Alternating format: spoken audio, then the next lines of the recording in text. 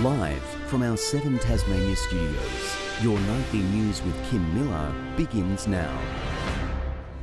Good evening, everyone. Tasmanian health authorities are investigating an unexpected outcome from a coronavirus test, which they say has revealed an inconclusive result. It's not a confirmed case at this stage, but if further testing comes back positive, it would mark the first case of the disease in the southern region in more than 2 weeks. This lab working overtime, testing Tasmanians for coronavirus. Yesterday, 744 tests were completed, but one of those stood out. We have also had a further potential case in southern Tasmania. I'd like to be clear, this person has not tested positive. They have a borderline test with an unclear result. Further assessment of the circumstances of the person and testing needs to occur, and that will occur with the public health safety around this situation over the next couple of days. The person has been in isolation since becoming unwell. Authorities aren't releasing any more details, but say it's the first time a borderline result has been seen in the state. It comes as most schools across the state reopen for Term 2. Those in the northwest remain closed.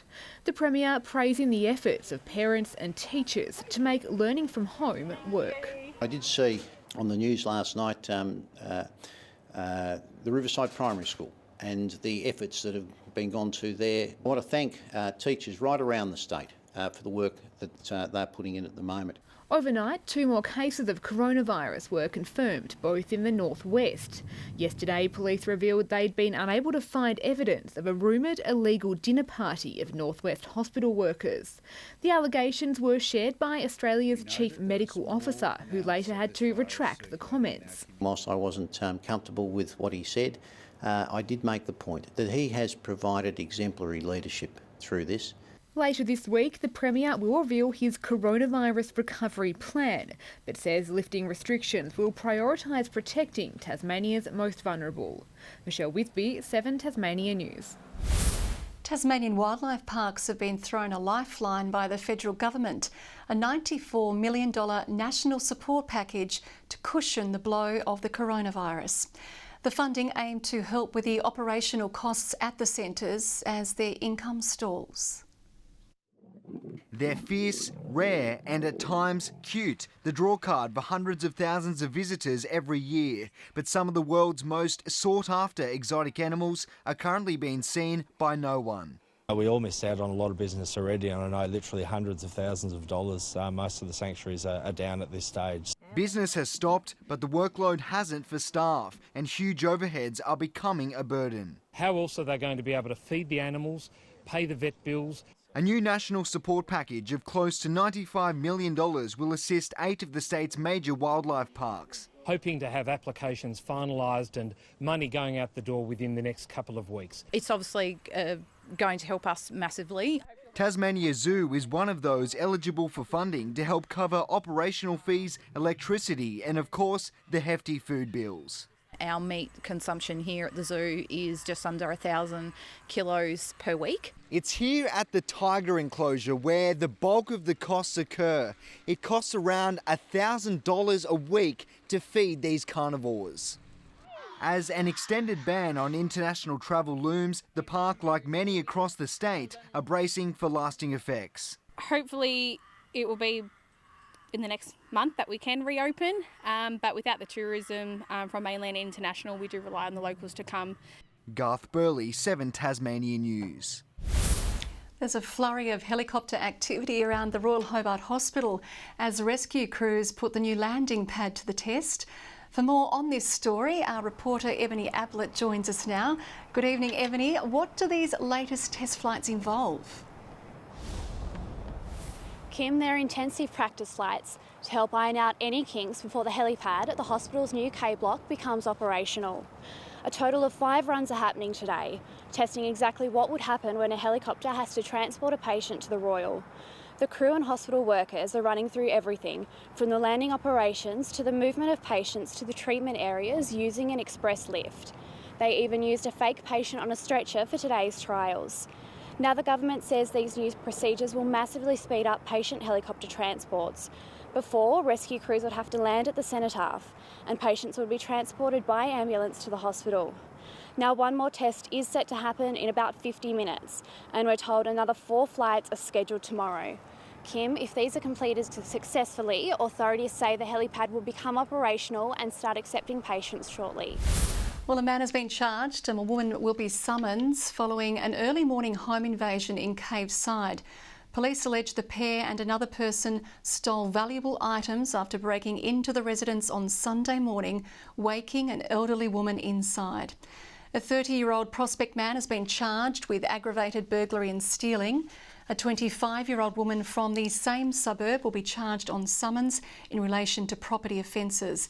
Investigations are continuing. Tasmanians who have been injured or killed on the job have been remembered as part of International Workers' Memorial Day.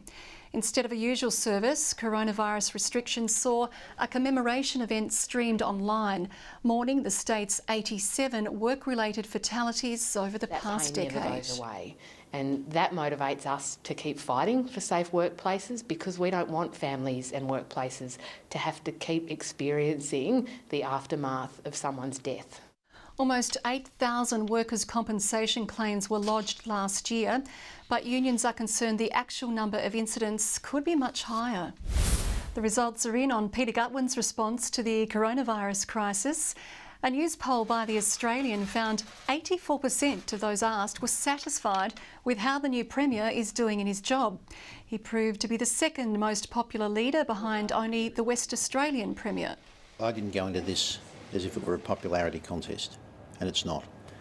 We've had to make some very difficult decisions, and I'm pleased that Tasmanians have worked with us. 89% of voters also believed he's handling the pandemic very well or fairly well. A group of Tasmanian volunteers is working to create 3D printed face shields to donate to our frontline healthcare workers. The group, which came together a month ago, is celebrating its first milestone of creating 1,000 items, with orders for more flowing in fast. These 3D printers are turning simple designs into a potentially life-saving reality. Working 24/7 to produce parts for face shields to be donated to primary health professionals across the state. And the printer takes between 16 to 24 hours to print 4 to 8 units. We then clean them up, sterilise them, bag them up, and they're ready to ship out. Relying on financial donations from the public and the work of volunteers to create the shields, the demand for protection has been strong from the beginning. The group handing out more than 1,000 of the kits in a month. Working as an RN, could see the global PPE shortages looming. Is quite concerned for all frontline healthcare workers. Although stock was coming, we hadn't seen any news of it, so we decided to start printing them out and giving them away for free to frontline and healthcare workers. Tasmanian GP David Knowles is one of the recipients of the donated equipment, with his practice using it when treating patients showing respiratory symptoms. We know that COVID spreads through aerosol, so this provides masks and shields provide protection for the person that actually has to get in close contact, whether they're taking swabs or just examining people. With the first 1,000 completed, the machines are still running, with orders coming in thick and fast for another 1,000. Pretty big actually. Our orders are well over 1,000. We hope to hit all of them, but this is our first milestone. To help with the group's efforts, visit the 3D PPE Tas Facebook group. Ebony Ablett, 7 Tasmania News. A Tasmanian man can lay claim to having one of the biggest carrots in the state. The 1.5 metre monster was grown by Evandale's Warren Brewer over a season. He and other members of the Launceston Horticultural Society all planted the exact same seeds from the UK, but none grew as big as this one. There's a science behind growing big carrots, but I put this one down to a lot of good luck as well as science. Warren says the huge vegetable will take pride of place in his house for another week before being carved into a soup pot. Mother Nature and the mother of all pandemics have forced a Tasmanian winery to call off this year's harvest. But premium producer Grey Sands is looking to make it through by joining a new network linking vineyards to the public. At Grey Sands in Glengarry, the grapes have shrivelled and hopes of a harvest have soured. Everything that could possibly go wrong has gone wrong. It's a really dry winter, followed by an exceptionally dry spring, a plague of vine weevils, the haze from the mainland fires. Without sun and warmth, you can't get the grapes super ripe, which is what the style of wine that we make requires. Then the pandemic struck, leaving Rita and Bob Richter with a fraction of their income and unpaid invoices. Now, Wine Tasmania is launching a new online store where growers can lean on the industry body's nationwide network of wine lovers. This allows us to communicate with them and to say, look, still support us. We might not be able to visit you. You might not be able to visit us at the moment. But if you do want to support local Tasmanian wine producers, here's another way that you can do it. A dozen wineries have signed up, allowing buyers to easily mix and match different labels, while giving producers which aren't used to selling online a quick and easy platform, minus the middleman. In a time like this, when people are really relying on direct sales, support the vineyard that you want to support. For wineries at the premium end of the market, like Grey Sands, the closure of bars and restaurants bites particularly hard, as this sector made up the bulk of sales going into the crisis. The challenge now is to translate to a new kind of customer, one enjoying fine dining from their dining table. We have particular sympathy for those of our greatest supporters that are in local restaurants and that are in local wine bars, and we know that they're doing it really tough. If you wish to support Tasmanian wine businesses, then coming directly to them is really the best way you can do that now.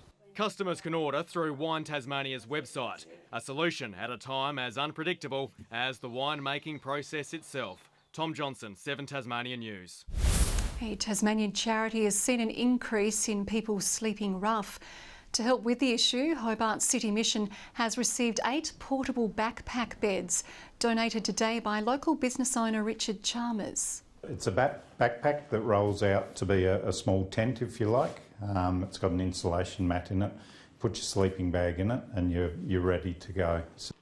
The charity says it hopes the beds will help provide comfort to vulnerable Tasmanians as temperatures begin to drop. Historic vessel the Julie Burgess is likely to remain in Devonport, with the local council awarding ownership to its current caretakers. The council says its crew and volunteers have a significant understanding of the vessel and its history and are best placed to take over operations. The committee will work with the council to develop infrastructure and expand its tourism potential. The Julie Burgess was built in Launceston in 1936 to harvest crayfish in Bass Strait. It's valued at $1.7 million. Good evening. Another day of fresh northwesterlies bringing overnight showers, but not much around the state today. Very windy though. Hobart 20, Launceston, Devonport and Burnie all 17. Bushy Park 21, the state's warmest. Friendly Beaches 20 today. Grove and Ouse 19. St Helens and Flinders Island 18. King Island, Smithton and Strawn 17. Lyoweeney 9. Low level cloud today over the north and west. Some mid-level cover over eastern regions. And a low south of the Bight has the cloud there, also mixed up with a cold front in that region. West of that system is a cold pool of air. Another band links inland Western Australia to Victoria.